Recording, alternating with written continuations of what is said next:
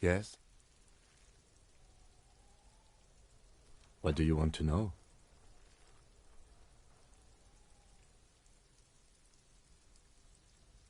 I'm afraid you and I are pawns in a pissing competition. You don't know? I assumed you were in on it. That's good.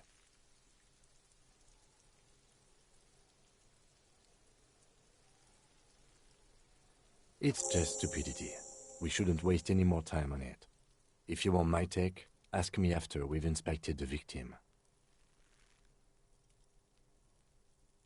Later.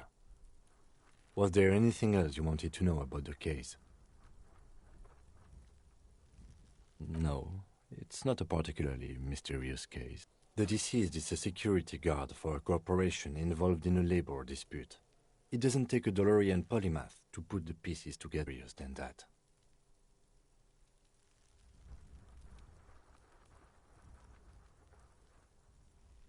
I'm relieved that you agree. Anyhow, let's get back to the case. Was there anything else you wanted to know? Maybe you can tell me what you do know to help me narrow it down a bit. Then you are not that far behind, actually. Do you want me to... 3 days ago, the RCM Emergencies Desk received a report about a security guard who was found hanged in Martinez. An anonymous caller said there was a dead body behind the Whirling in Rags hostel cafeteria. The cadaver had been there for 4 days. No one had come to investigate. During that time, the victim had been stripped of his belongings. The caller did not identify him, but used the word lynching. There is an ongoing labor dispute between the local dock workers and the logistics company Wild Pines. I was told we should approach the death as part of this dispute.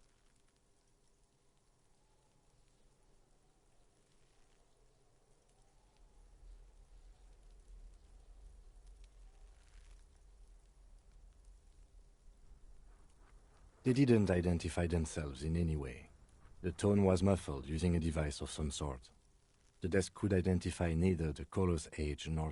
There's a strong prejudice against involving the RCM in what's seen as union matters. The dock workers' union is the de facto police in Martinez. Now it appears they've started executing too. We cannot allow that.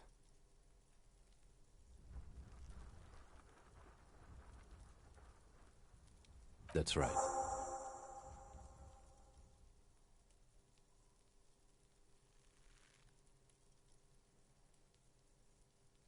No, it's not a particular...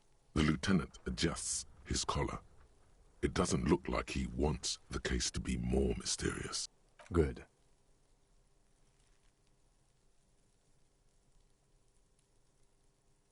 Me? I don't see how my life is pertinent to the investigation.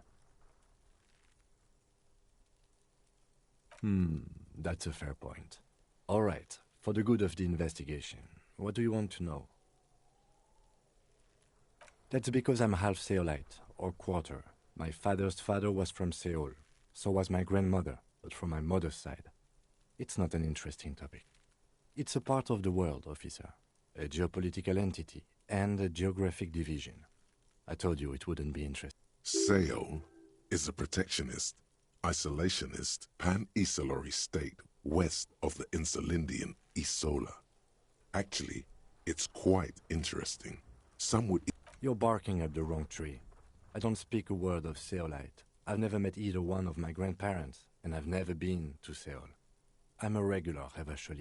A point of pride to him. No. Your brain sends the signal to your lips, but they refuse the order. It's like you're locked down. Something the matter? What's going on?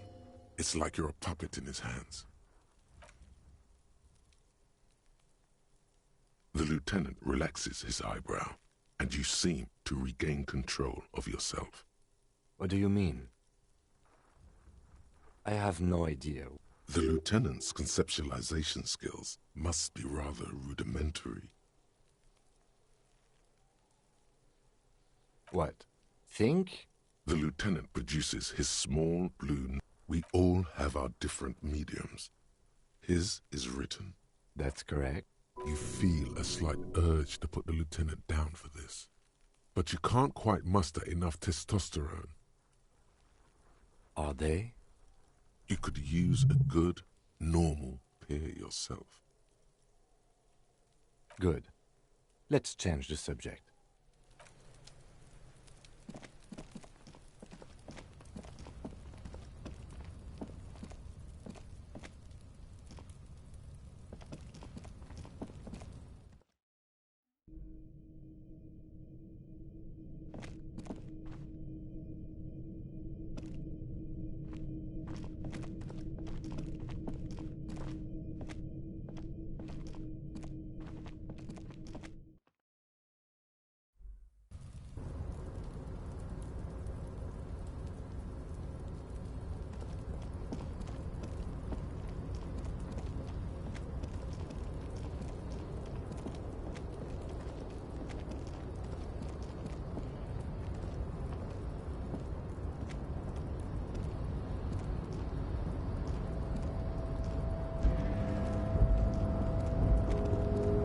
Looks like someone left his tarpaulin. Yes, it's probably yours.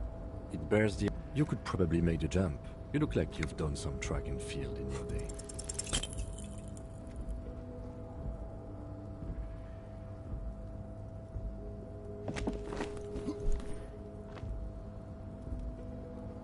Nope, no. That's still too high. What were you thinking? You could have died there. Hey! What happened? I understand. We can always come back when you are feeling better. It's just a cloak after all.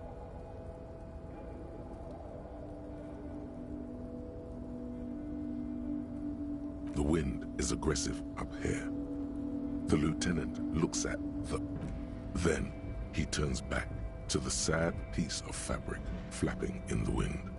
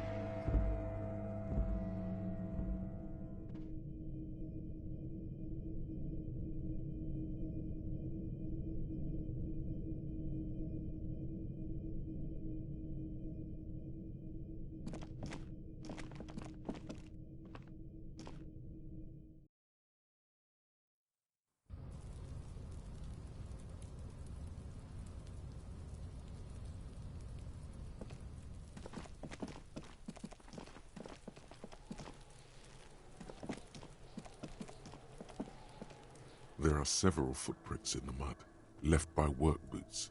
Anywhere from 6 to 12 pairs have walked here. Maybe more than 12. No, 8 pairs of boots have shuffled back and forth in the mud. 1. Standard work boot, steel reinforced toes, number 46. 2. Standard work boot, steel reinforced toes, number 44. 3. Hobnailed work boot, steel reinforced toes, number 43. 4. Standard work boot, number 45 or 46. You don't know.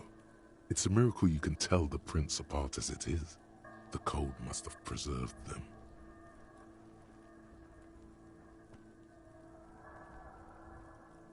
5. Another standard work boot, steel reinforced toes, number 44. 6. An aberration, light as air, even pace, same make of boot, but number 41. Impossible to tell. Could also have been an adolescent. The gait is undeveloped. You're not bad. It's as if the whole world darkens. Everything else has a thin film of unimportance on it, and the tracks burn in the middle of it, in a strange, beautiful way. 7. The glowing outline of a standard work boot, number 46. But the imprints are twice as deep as the others. The weight exceeds 200 kilograms. 8. And yet another standard work boot, number 44. There's an aberration in the pattern of the sole, however. The right sole is smoother, more worn. How many? I was pretty off then. I counted 20. I never got the hang of it. Hyperopia. Do you see anything out of the ordinary? A woman or a kid?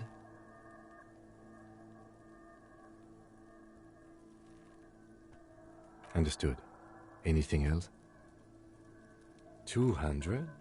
Could it be the combined weight of 2 people, one carrying the other who's tied up? Let's say a heavily built worker carrying a similarly built, soon-to-be-dead man. He might be right. 200 kilograms of living weight is unlikely. Possibly, yes. But why? Yes, they could have used a makeshift stretcher or just march him up to the gallows.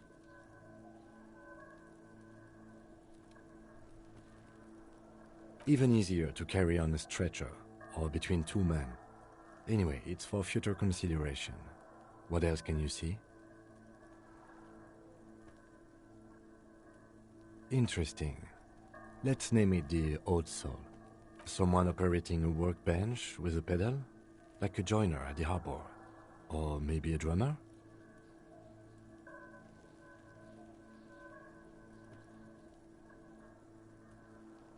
A drummer only uses the right foot for the kick drum. You're right, it's stupid. Perhaps it could be a driver. A driver would wear out the right shoe before the left. The accelerator. He doesn't seem to hear you, looking south toward the traffic jam instead. The machines are silent. The engines are all turned off.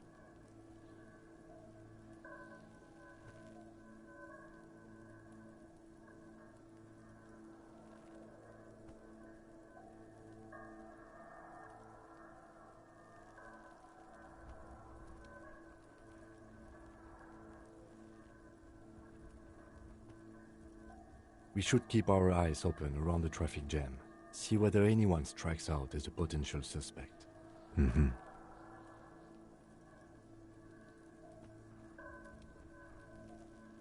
A week, maybe?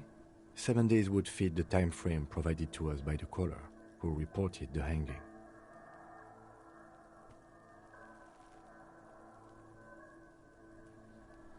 It is not impossible. I pulled last week's forecast for coastal Havashol. 7 days below freezing. The day before, the day of his hanging, was the last. Correct again. Sub-zero temperatures would preserve the tracks in a good state. The commotion here could have taken place a week ago. What do I think? A mob of people brought something heavy to the tree. One of them was carrying the victim. They shuffled around, especially under the tree. Then, after hoisting him up, they stood in a semicircle facing his direction. At first glance, this appears to be a lynching. Indeed, they all stood in a row here and looked at the tree. Yes, everything fits so well. Carried him over, hoisted him up, watched him hang. The lieutenant's eyes narrow. He's thinking to himself. Either way, what else?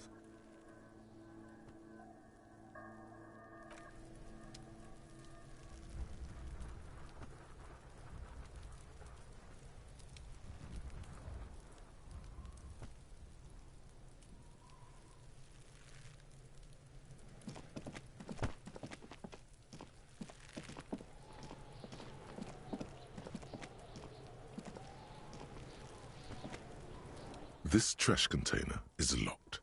The sliding with a well-oiled crack. The lock pops up. Don't. Maybe you shouldn't.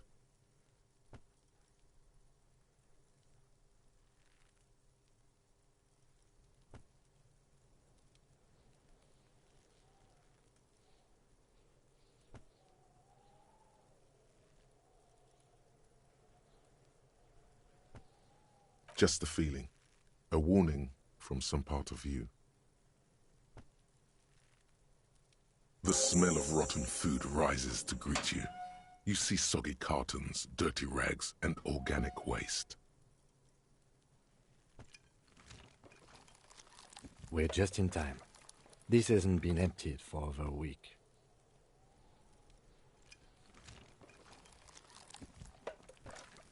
You see milk and egg rest with one broken egg in it. Some pasta wrapper. Picking up the soggy packages somehow feels familiar. A box falls into pieces in your hands. Batiste Soleil cereal. There are plastic pasta packages below. And turbo noodles. Nothing of note, however. Among the threadbare kitchen towels, something catches your eye. A pair of denim trousers. As the legs of the slime-covered jeans begin to unspool from the garbage, a rank corpse smell fills the air. The victim's clothes? Cadaverine odor is faint.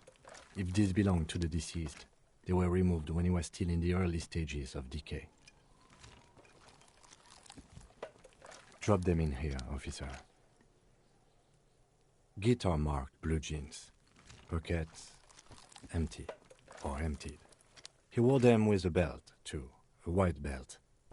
The loops appear stretched, but the belt is missing. That's it. Do you see anything else in there? I have another bag here. Something slimy catches your eye. A drab, long-sleeved shirt, olive-colored, appears from the food waste, dripping with pus. This is a military-type overgarment. No label or serial number. This is the kind of rib-knit shirt that's worn over light armor to conceal it in an urban scenario. Anything more? The rest of the rags are just kitchen variety waste. A yellow old mug that catches your eye. But other than that... All right. We should go to Gart again and ask if he knows who put the clothes in the trash. It could be as simple as someone from the hostel cleaning the yard. Or that one. I'd advise against confronting that force.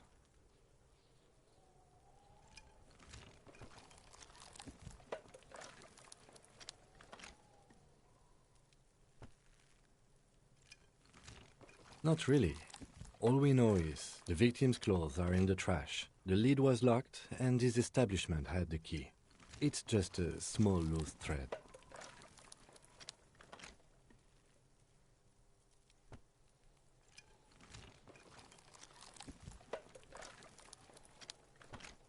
The fuck's he on about, kids?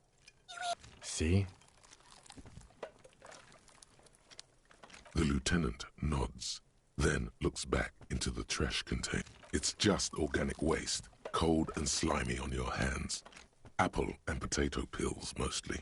Unidentified sludge, and the occasional chicken bone thrown in for good measure. What's this? A blue piece of plastic sticks out from the apple peels. It's something larger.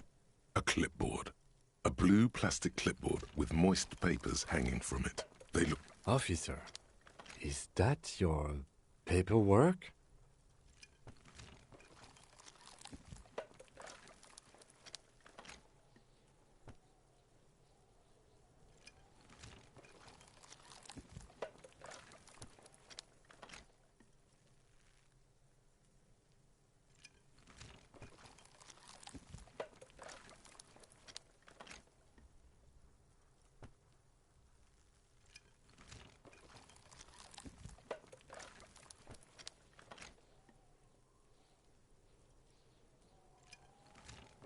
Yes, it is. Look.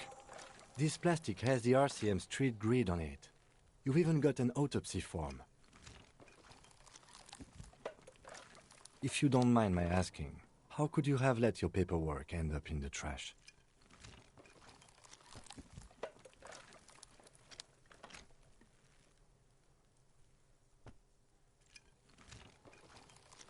Well, lucky we found it.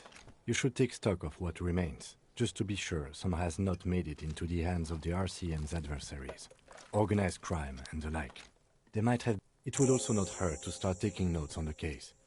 Now, tell me what your eagle eyes see, or Some items, such as the ledger you found, are interactable. Go to your inventory. You pick out a broken mug with an oddly racist depiction of the yellow man frolicking in saffron, only in its... You've acquired an interactable item. Investigate. The container sounds a muffled gong. That's one thing off the list. I think we got it all. Hey, so we've been monitoring you internally, and now we know your Copo type. Yes, guess what's yours?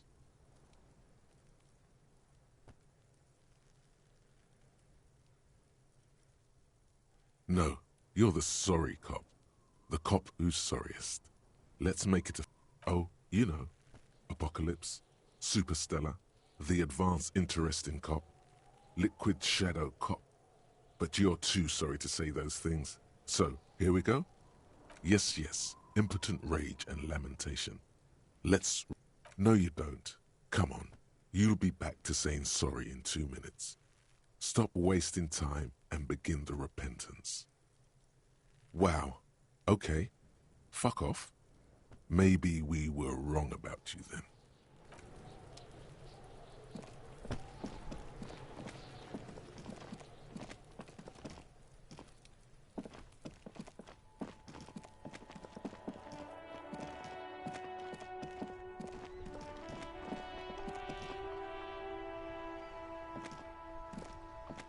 This Post Levantorie mail collection box has been heavily vandalized with graffito. A closer inspection reveals 2 bullet holes in the front.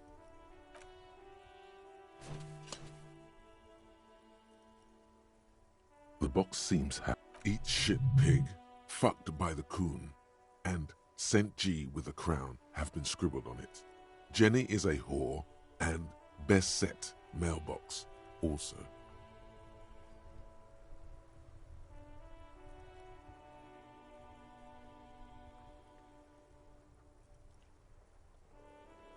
The mail collection box seems cathartic, thankful even.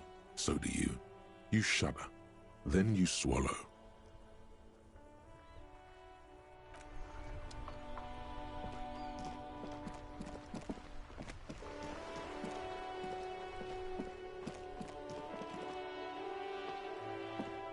Hello, sir.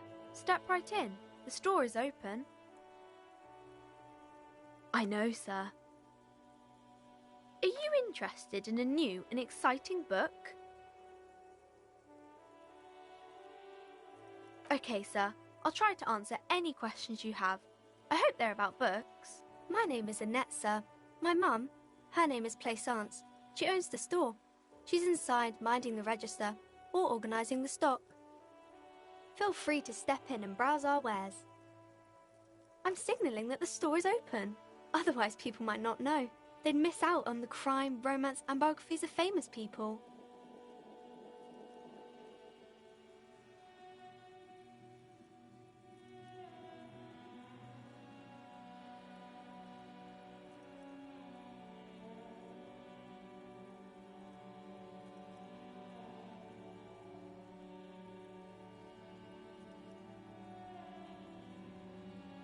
Oh no, sir. I'm happy to help Mum by luring in customers. Besides, I have some hot juice in my vacuum bottle to keep warm.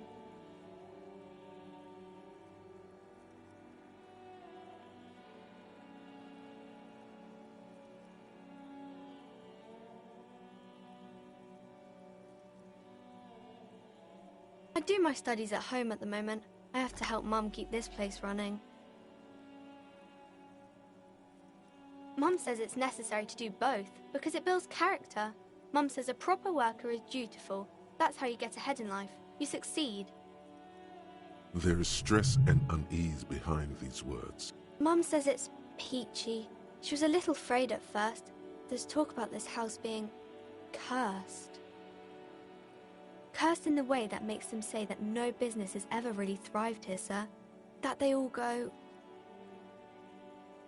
I wouldn't really say it like that, but I guess so.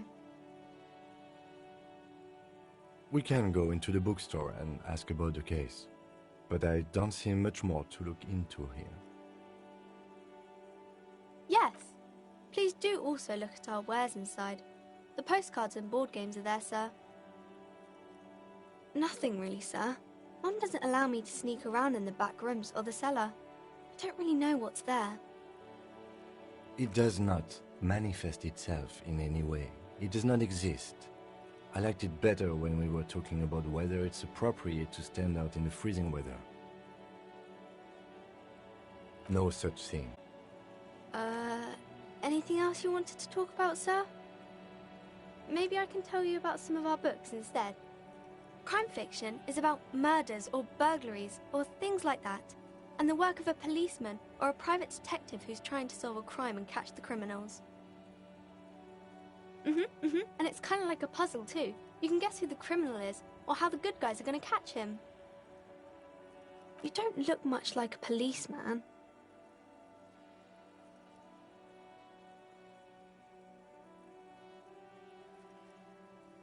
Didn't mean to offend, sir. Sorry, sir. It's just that you don't look like Dick Mullen.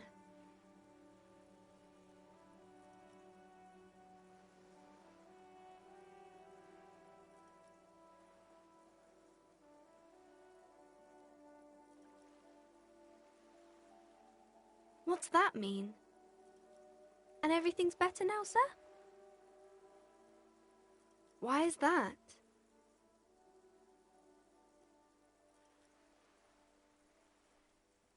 Oh, okay.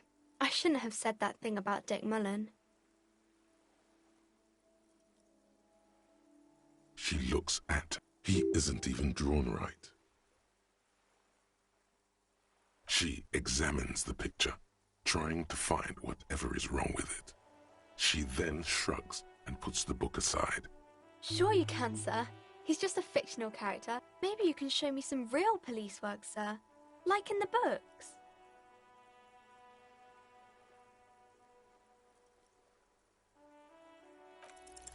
He fell to She waits intently.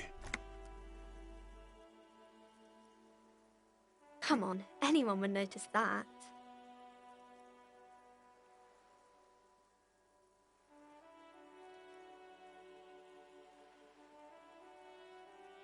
No, sir, I can't. It would be too tiring to refrain from it. It's already tiring enough to remember to say it all the time. It's nice of you to say I could stop, though. That's a friendly enough face, most of the time. It's the type of book where there's a rich lady and she has to choose between the good man and the bad man. Or there could be a story about a poor lady getting a rich man. It's about man and lady business, sir. It happens, but usually the guy gets rich in the process, or should actually be rich himself, but has lost his family property unjustly, like during the revolution or something. Those are unhappy books, for most of the pages. People sad about what they have lost, but then it all turns out just fine in the end. That's really not a proper romance story. That's more like everyday life. I guess, yes, people in books are always very interesting, especially the romance people. These are not very common. You can't have a choice between bad and bad. Nobody wants to read. Well, maybe then it's fine. Maybe if the lady then decides not to pick either, because she doesn't need a bad man. Yes, that would be interesting. I haven't read many of those. Maybe you should ask Mum. I don't think it's a romance story if the main characters break up, though.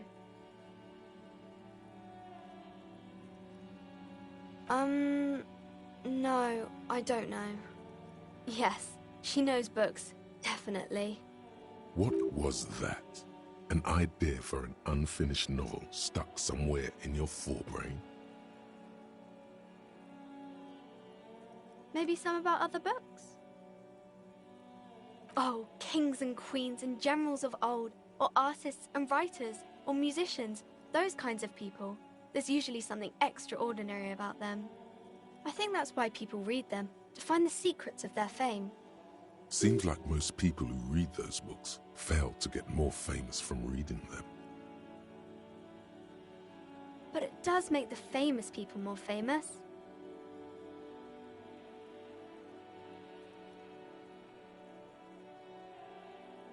Why would they do that, sir?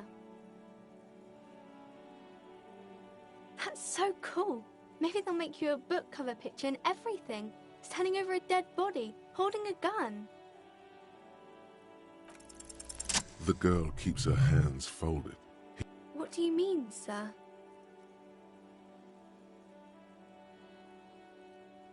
She looks around anxiously. The lieutenant stands by, looking at the two of you with little interest. She brings out her reddened hands, her nails frayed, nearly chewed down to the flesh. And you knew this from me keeping my hands folded? Well, that proves nothing. Anyone could do an easy deduction like that. She nods, half provocative, half enthusiastic.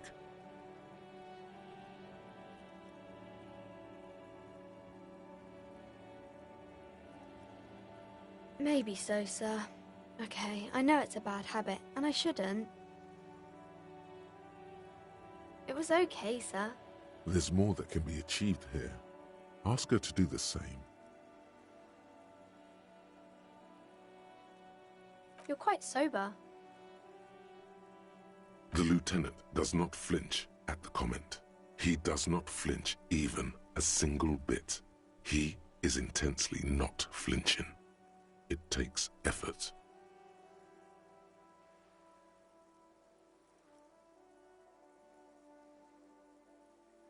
I sure hope you are, sir. There she stands, swaying on her feet, assaulted by the early spring breeze. She smiles at you. There's something you're missing.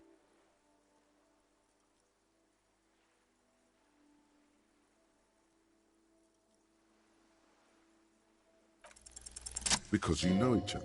She's been talking to you so openly because you've talked before. Yes, I stand in this spot all the time. You've been running around all week without your shirt on, sir. Telling people about being a star or something. I don't really understand who those stars are. Of course, you've stopped by a few times. You certainly look better than the last time I saw you.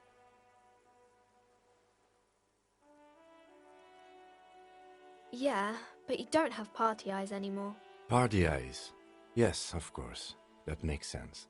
You know, like a cat in the dark, all big and wide-eyed. It certainly looks odd on a man. The swiveling eyes of a loony drug addict. That is what she meant. You were probably gurning too. Fuck yeah. You should get some party eyes right now. Snap those sequins on you, boy.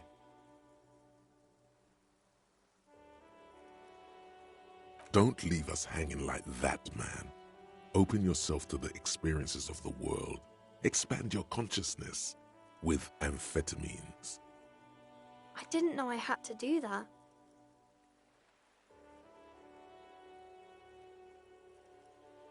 I'm glad I could help you, sir.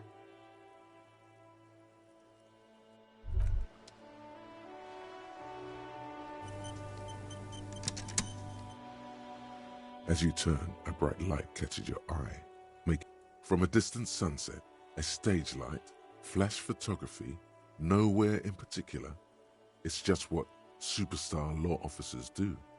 They squint at lights and they solve shit. Yeah, you have. You're a big dick cop, Dick Mullen, Salam Rocky Baye, badass on the edge disco cop. Time to recede into a ludicrous fantasy world. Here we go. Camera, lights. With a sudden flash, the world freezes around you, and you along with it. In an iconic monochrome solution, a black silhouette against a rasterized orange world. It's on.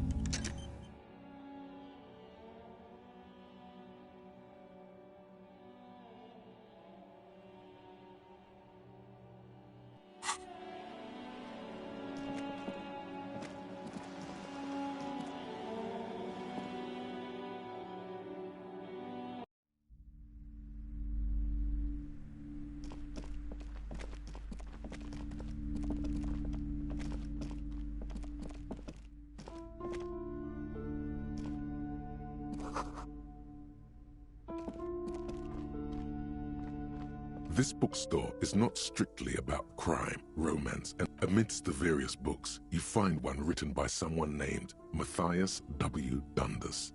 It's about wholeness, unity, balance. These three things are very important to the working class mind. The point of the book, and many others on this shelf, is to give people medicinal advice in situations where they don't have access to paid health services.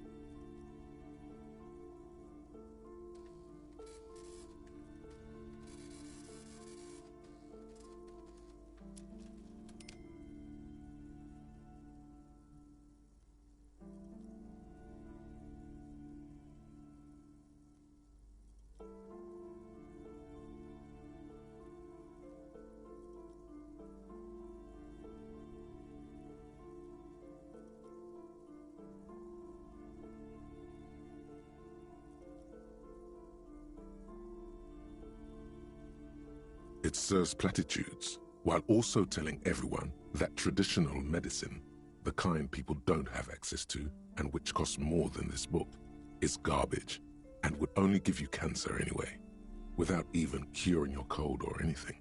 Wholeness, unity, balance, on the other hand, can basically take care of anything.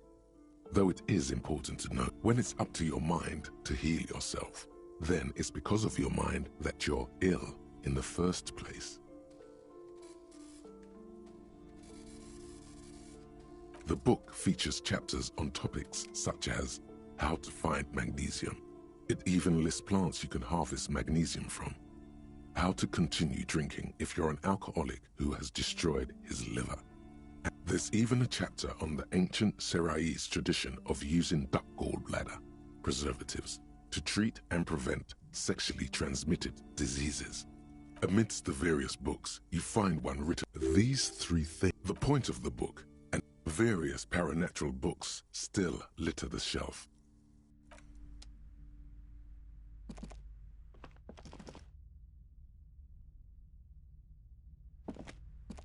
Several maps have been attached to a bulletin board hidden inside the alcove.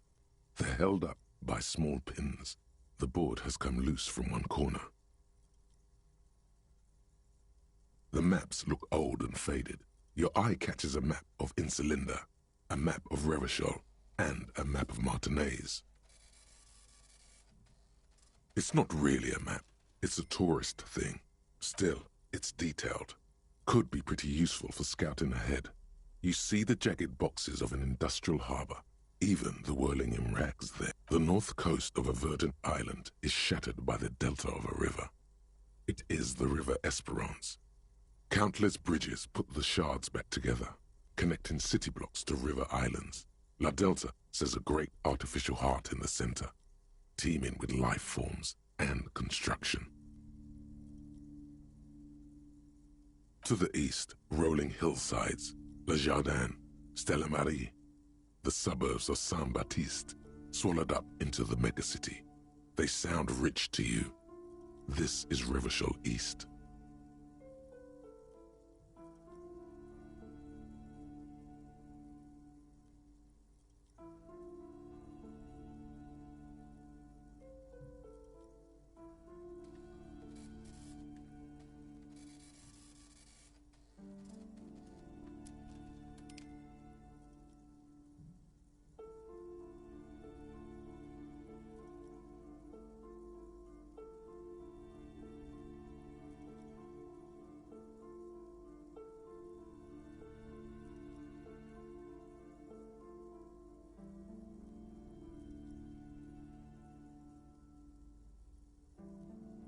Hudon, it's somewhere to live.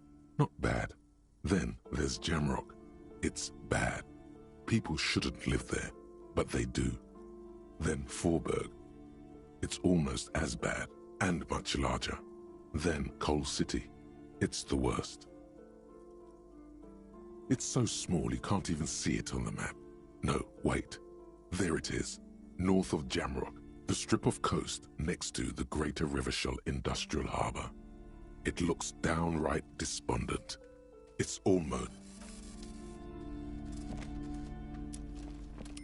The plaque on the shelf reads, Biographies of Famous People. You see a large variety of names, none of... Browsing through all the books with all their names makes your head spin. None of these seem important or relevant. It's all just vapid egoism. Suddenly, a particularly odd title catches your eye. It reads, High-Speed Love, the tragic true love story of Jacob Irv and Alfie Delatraz, by one Cecilia Averbrook.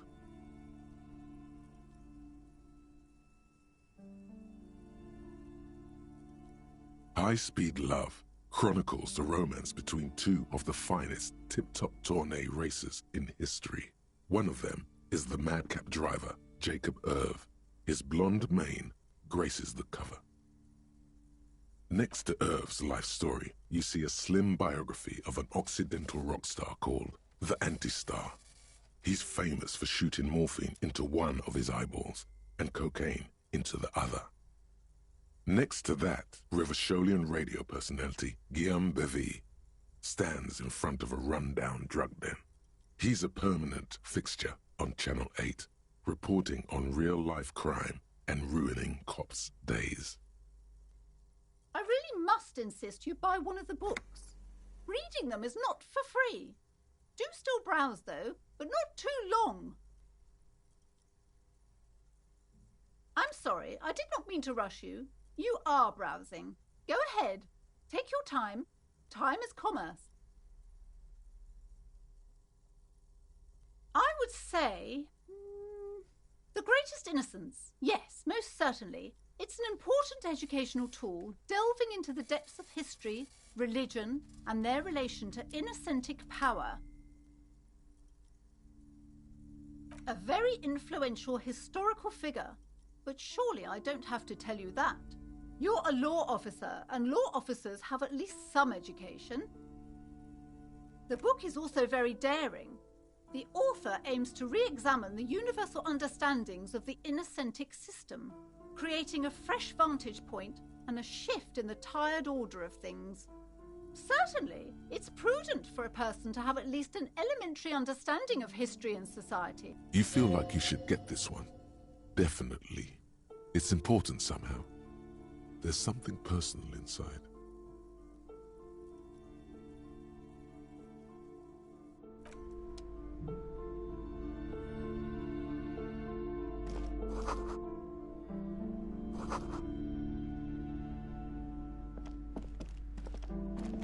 These shelves are overburdened with books. Crime fiction is a disgrace. These books greatly overstate the excitement of police work, glossing over how long it takes to actually follow up on leads and eliminate dead ends.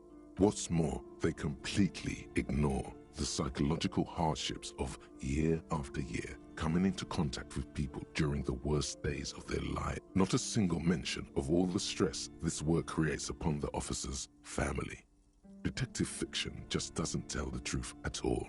Now, would you like a list of all the books found on the shelf? You see Dick Mullen on the job. Get Me Mullen. The Stalwart Adventures of Richard P. Mullen. Dick Mullen and the Murder in the Orchard. A killing is declared. Dick Mullen in the murder house. The final owner turns out he fated to solve a case. Yes, there's also The Dame Who Did It. Farewell, My Mullen. Faking death seems to be a common trope in the Mullen series. The Morbid Tales of Dick Mullen. Tragedy Calls for Dick Mullen. Another one with fake death. And, of course, Dick Mullen, the murderer. After all this, you still haven't found the answer to the one question that matters. Who is Dick Mullen? Your quick eye notices a small caterpillar crawling across the spine of a book. A worn paperback from Dick Mullen's classic hard-boiled phase.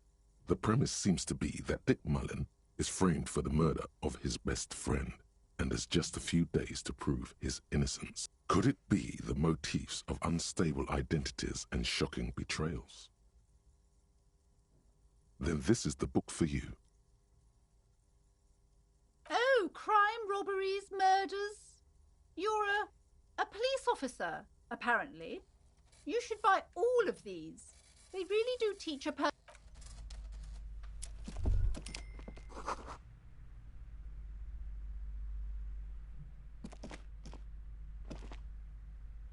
Shelves full of biographies. I would say... Shelves full of biographies of several maps. The maps look old and faded. This large map displays archipelagos. You see a constellation of small dots on the light blue emptiness of the Insulindic Ocean. The largest in the northeast is La Caillou. You are here. Another far away in the southwest, Seminese Islands, Ile de Fantôme. Ozon, Laurentide, Fas à la Mer, Archipelagos, North Arcade Islands, all just specks of dust on the vastness of the Insulindic. On the edges of the map, the color fades into a blur of dotted lines, black and white, disintegrating into mathematics. In the northeast, a dust mite stands on the north coast of Caillou in a bookstore. It's you. You can, on Caillou, Revachon, a single black star, on Ozon, Fondelier, and Vilmandoux. 850 million people live on these little dots, an oceanic world of culture and commerce torn apart by history. The ocean breaks apart into a tangle of cosines and azimuths, all pointing into pale nothingness. Windy is the north azimuth. Connections to other worlds, words past the Insulindian, unknown to you. You have little idea what they are. Distant stars, gods, but looking at them makes you feel almost non-existent. Whatever they are, the Isolas are immeasurably large compared to you. Perhaps they are gods, gods of distance and outer dust. I'm sorry, officer. The map of Martinez is the only one available. The other two are not for sale. They're quite valuable, though they might not look it. The map of Martinez is 90 cents, though. That old thing? It's an out-of-date from when some design studio people tried to spruce the place up 4 or 5 years ago. They also renovated the horse statue, set up those coin-operated viewers. The place does not look like a successful tourist trap, though. They didn't get that far, for some reason. A shame the project never got going. Would be nice if someone... You peek at the storekeep, waiting for her to be distracted. When she's... You're now the proud owner of a map of Martinez, which, to be honest, did not even cost that much.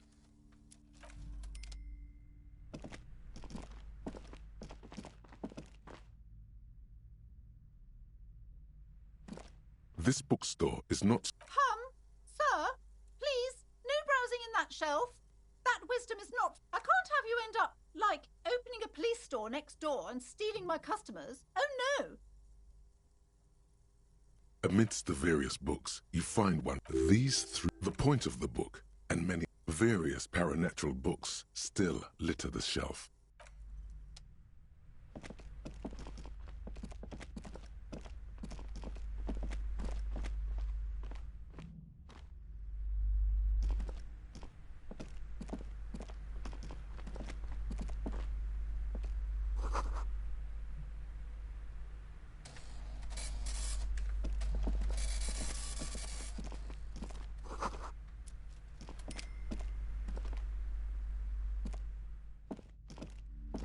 A small mountain of colorful board game boxes.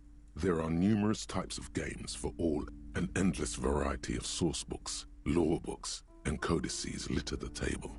The topmost book is titled. There's also a large hardbound tome with intricate cover art, The Hunters of Catawak, Boreal Creature books in a board game section. Who wants to read books?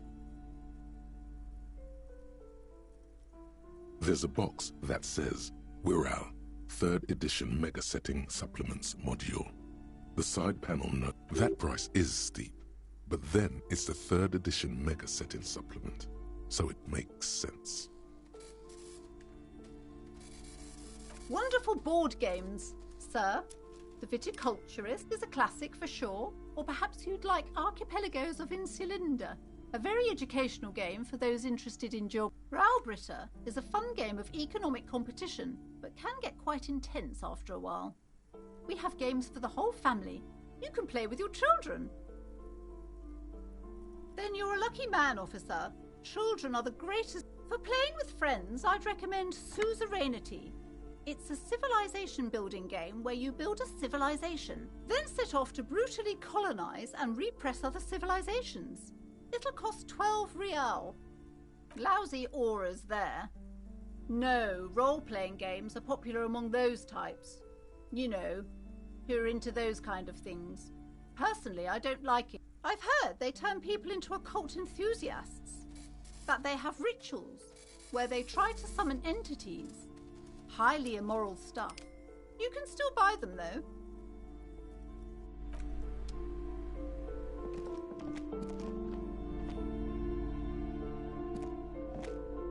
The display rack is brimming with worn paperbacks featuring an extremely muscular, sword-wielding barbarian on the cover.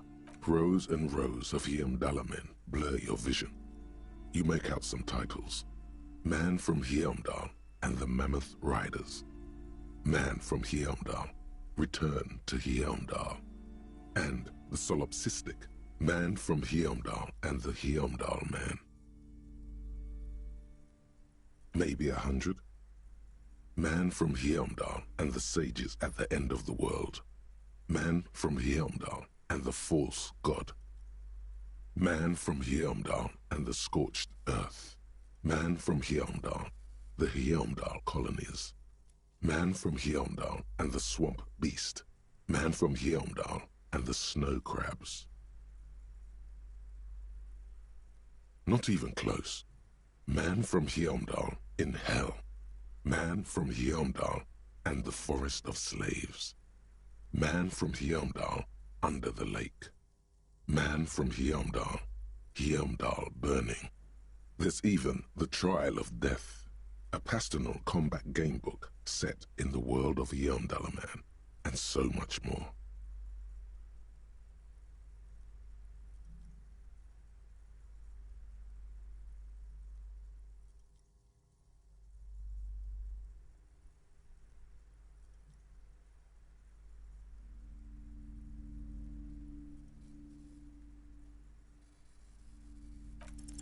Nothing of interest. Only silence and the cosmic background pain radiation. Oh, Man from from Hjelmdal. Blood and violence, scantily clad women, epic narratives, all those mystical things What does it matter? They're all the same.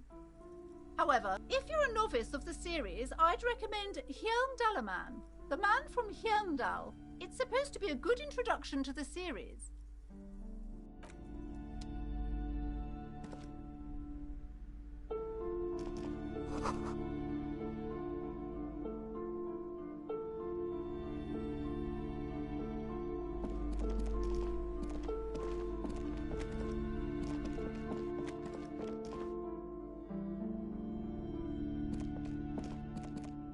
You see a set of tattered curtains block. Excuse me, officer. The back room is strictly for employees only. Just as you're about to pull apart the curtains, Sir, don't touch that. I told you it's off limits for the customers. Parapsychologically speaking, we're done if you decide to open them. She looks away, mumbling. Why is everyone always messing with the curtains? Why? Thank you. Let's just talk about this first, all right? Talking is always good. You see a tattered set of curtains and a polyhedron-shaped cage-like trinket.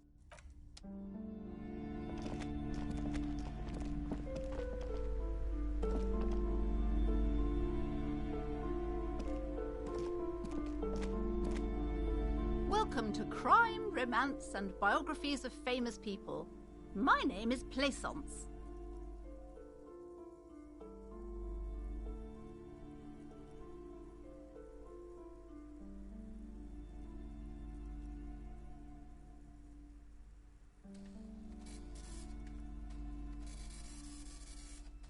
Be welcome, and please take responsibility for the energy you bring into this space.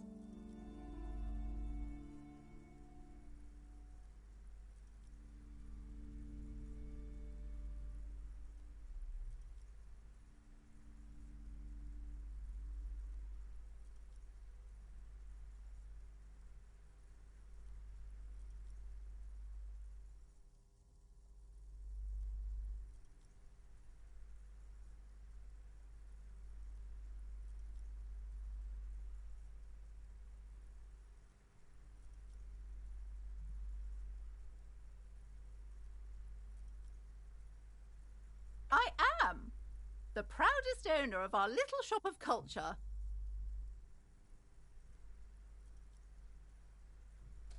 Annette, yes, my daughter. I hope she wasn't slacking off again with her nose in science fiction. Tell me, was she at her post doing her job like a proper girl?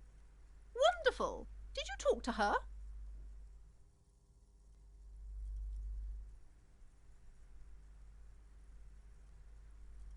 Great! On a scale of 1 to 10, how compelled were you to buy books after talking with her?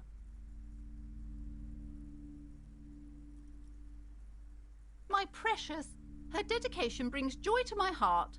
If you have children, I hope they turn out as great as my Annette.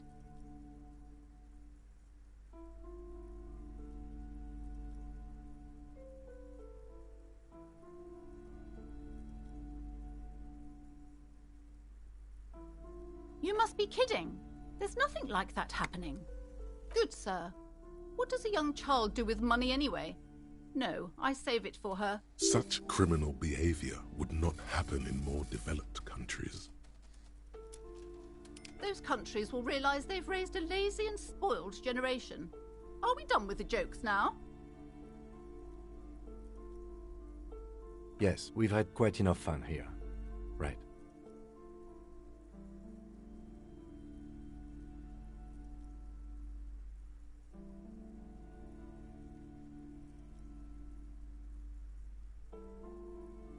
God. I've told her not to do that. It's such a disgusting habit. She'll get over it. Anxiety is a part... She can, if she has enough willpower. This is what's called growing pains. Life isn't easy. Come on, ma'am. It's obvious she can't do anything about it. You are placing an unnecessary burden on a young child.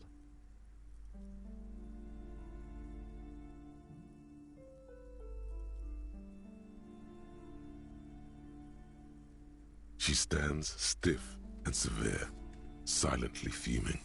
She's looking for one, but there simply aren't any good arguments for being an asshole. Oh no. Hold on. I need to invite her inside and apologize. She must be freezing out there. There. I don't know what to say to you. My husband, he tries to teach me business lessons. I have what my mother called a dull mind. All this stress.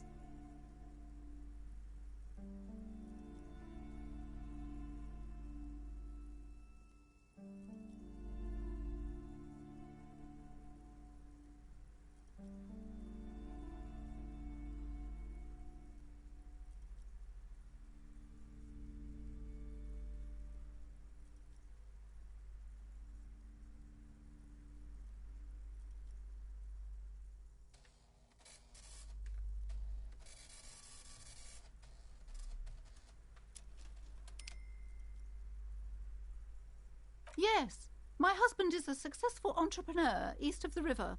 If only he were more involved in the business we're running up here. No matter. Soon we'll both be off for Grand Couronne. It's a proper place to live. One of the most peaceful neighbourhoods east of Jamrock. You may know it for its massive housing projects. Most of the buildings are empty at the moment. It's a great opportunity to get ahead of the crowds. Better times ahead for sure. He made the initial investment.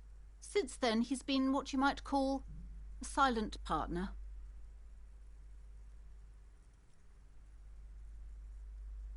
Super silent, almost inaudibly so.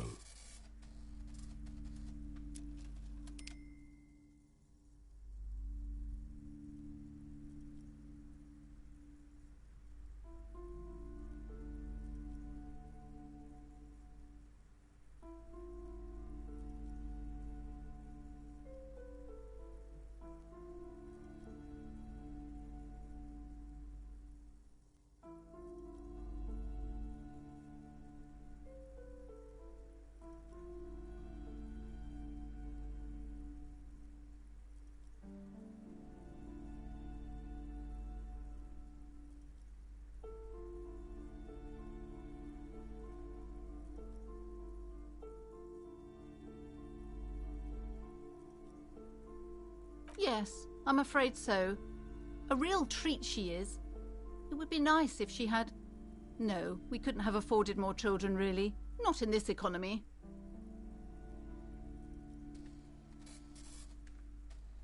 A glimmer of sadness blinks through the well-crafted exterior.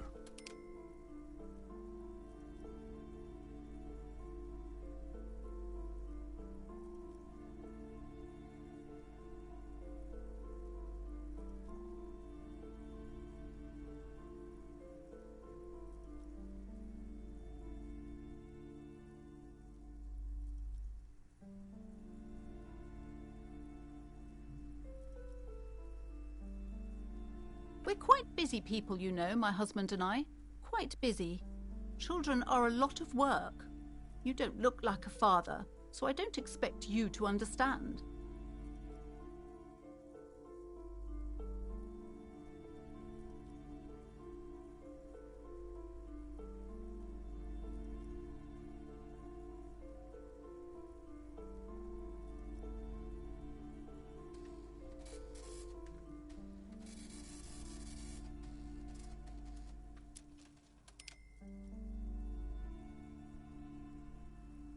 I'm sorry. I'm sure you do understand.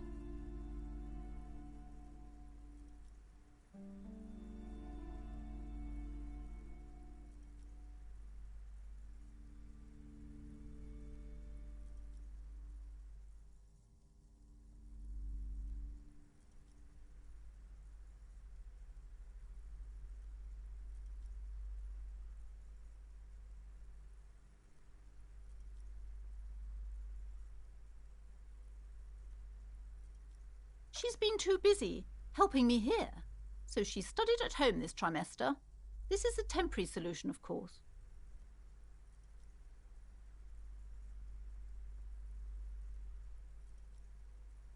I assure you, I of all people understand the importance of education. She will be back in school the moment the store... And hell freezes over? Never mind. It's not a good topic to get into.